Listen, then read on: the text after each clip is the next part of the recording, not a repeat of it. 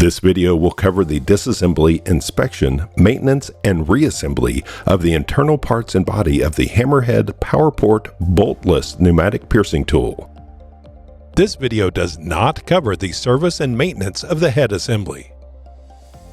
Before you operate or perform maintenance on a pneumatic piercing tool, ensure that you are wearing the appropriate PPE for the task at hand, including but not limited to eye protection, hand protection, foot protection, and if operating, ear protection.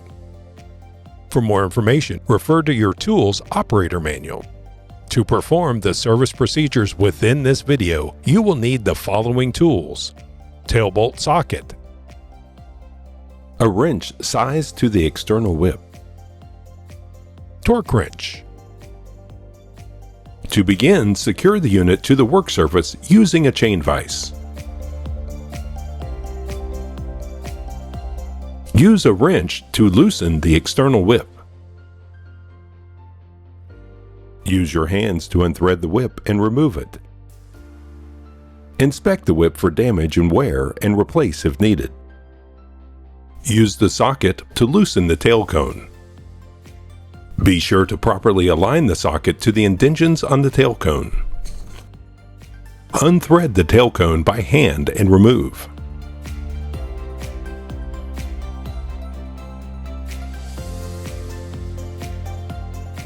Use the included socket to unthread the rear subassembly. You might need to use a ratchet drive to loosen the assembly.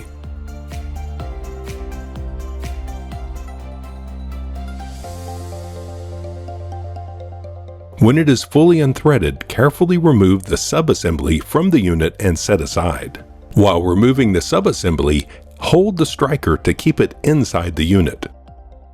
Place the subassembly on a solid work surface and use the socket to remove the control stud that holds the valve in place.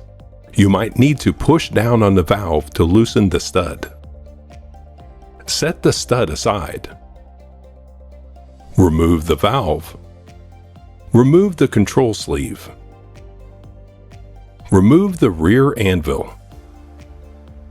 Remove the isolator halves. After disassembling the subassembly, inspect all of the parts for damage and wear, and replace if needed. Check the isolator halves for discoloration or missing parts, cuts, tears, or rips, and replace if damaged. Check the control stem. Be sure that the stops are square and not excessively worn, and that the parts making up the entire stem are tight together, and that the stem does not twist or move axially. Replace the entire control stem if worn.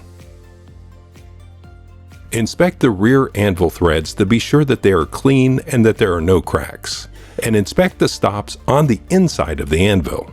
Replace if needed. Inspect the control sleeve for cuts, tears, discoloration, or missing sections, and make sure that it is still pliable. Replace if needed. On the valve, inspect the stops around the control stud track for damage.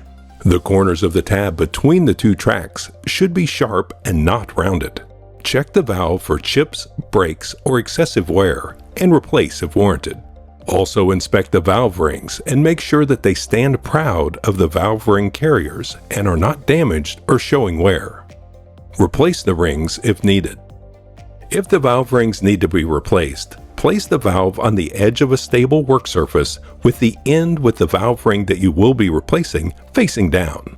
Carefully hold the valve and use a sharp utility knife to cut through the valve ring. When the ring is cut through, you can use the brake to remove it from the valve. To install a new valve ring, first make the valve ring more pliable by squeezing it between your fingers to warm it up.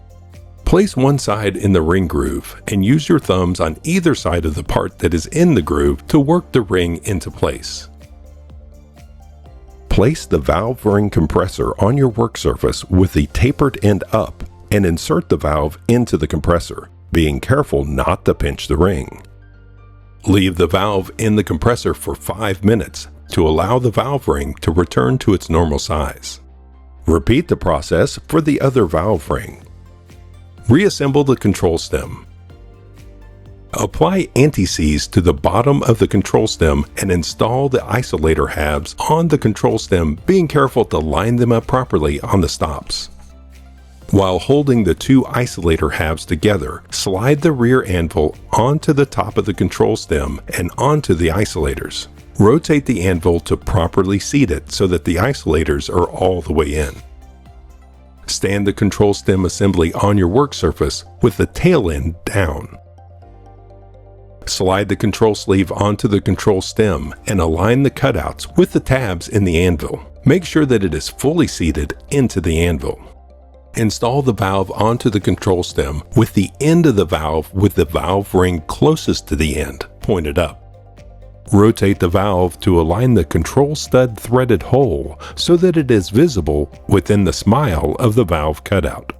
Attach the socket to the control stud for easier grip. Apply copper anti-seize to the threads on the stud and then install the stud into the control stem by hand. You might need to apply downward pressure onto the valve to fully reveal the threaded hole. After it is hand tight, use a torque wrench to tighten the stud to 50 inch-pounds of torque. Remove the striker from the tool body and inspect it for damage, excessive wear, or rust. Clean the striker if needed and inspect the striker rings for damage and verify that they are standing proud of the striker body. Squeeze the ring to check the ring gaps and make sure that they are still to specification. If the ring has stretched and the gap is too small, but it is otherwise in good condition and standing proud, you can use a utility knife to cut the ring to adjust the gap back to specification. Otherwise, replace worn, damaged, or improperly gapped rings. Inspect the threads on the body and use a wire brush to clean if warranted. Use a flashlight and look inside the body to make sure it is clean. Inspect the front anvil and bit shaft and make sure that there are no chips or fractures. Swab it out if needed and lubricate it using HammerHead mold oil. Apply copper anti-seize to the threads on the body. Lubricate the striker with HammerHead mold oil and insert the striker into the body. The end of the striker with one ring is inserted first. Leave the tail end of the striker exposed at the end of the body. Grasp the tail end of the striker and insert the stem assembly valve end first into the striker. Apply copper anti-seize to the threads on the rear anvil and thread it into the body.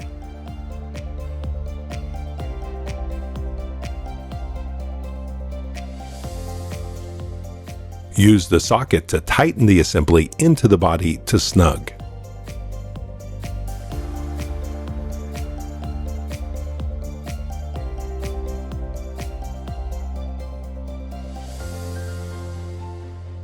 Apply copper anti-seize to the threads of the tailcone. Thread on the tailcone to snug.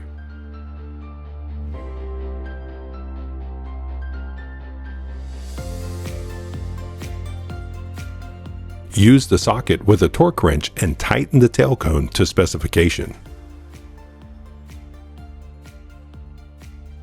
Thread the external whip into the rear of the unit. Torque to specification. Be careful not to over-torque the whip.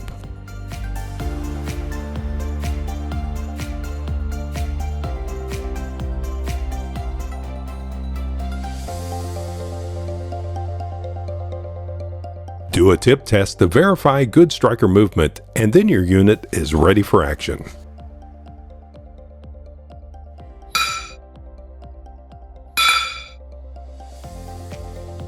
The parts manual contains specific assembly information, including torque and gap settings. The tail cone and rear anvil sockets are not provided with your tool, but are available for purchase through your local Ditch Witch dealer.